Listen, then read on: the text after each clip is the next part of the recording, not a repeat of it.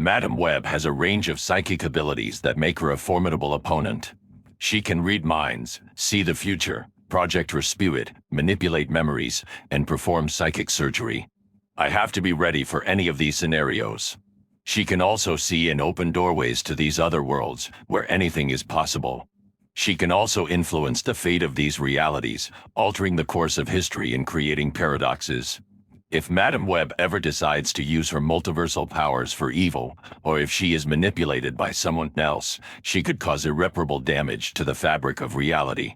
She could unleash horrors from other dimensions, erase people from existence, or even destroy entire universes.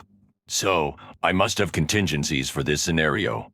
If she tries to read my mind, I have a countermeasure.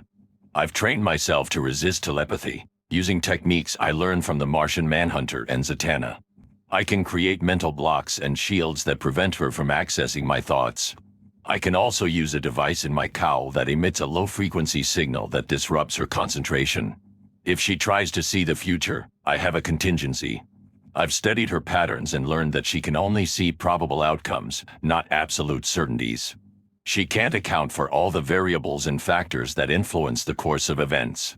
I can use my strategic skills and unpredictability to create scenarios that she can't foresee. I can also use a device in my utility belt that generates a temporal distortion field that interferes with her precognition. If she tries to project her spirit, I have a strategy.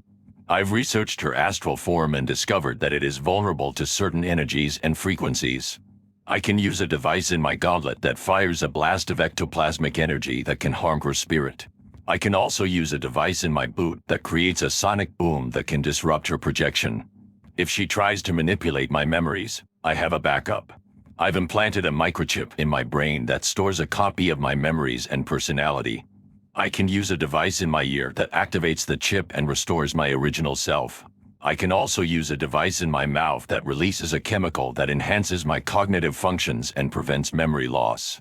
If she tries to perform psychic surgery, I have a plan. I've analyzed her technique and learned that she needs physical contact and concentration to do it. I can use a device in my glove that delivers a powerful electric shock that can break her contact and stun her. I can also use a device in my chest that emits a psychic pulse that can overload her senses and incapacitate her. This plan is complex. The objective is to use her own multiverse against her. She may be able to see and access other realities, but she is not the only one. I have allies and resources that can help me counter her multiversal abilities like the Flash. I have a device that can detect and track her dimensional portals, allowing me to follow her wherever she goes.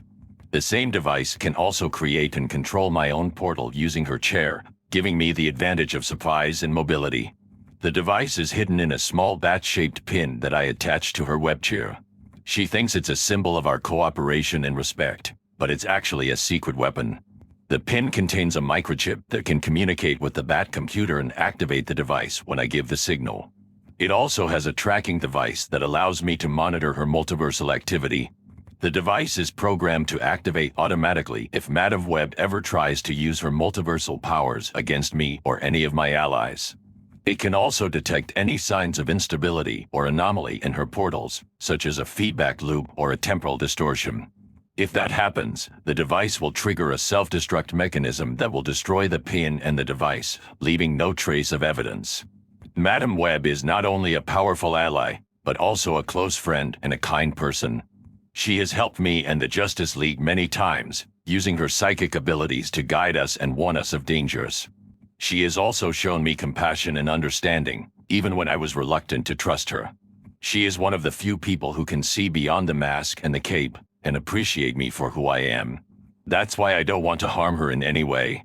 I know that she is not evil, and that she would never intentionally hurt anyone. She is a victim of her own powers, a prisoner of her own web. She is constantly exposed to the visions and voices of the multiverse, which can overwhelm and confuse her. She is also vulnerable to the influence and manipulation of others, who may seek to exploit her kindness for their own agendas. That's why I have to protect her, even if it costs me my life. I have to be ready to save her from herself, or from anyone who would harm her. I have to be ready to face her, even if she becomes my enemy. I have to be ready to die for her, even if she doesn't know it. I hope I never have to use these plans, but I can't take any chances. Madam Web is a valuable ally, but also a dangerous opponent. I have to be prepared for the worst. I'm Batman, but I also have a heart, and I care for her. And in grand scheme of things, I'm willing to die for her if it ensures her safety and the safety of Multiverse.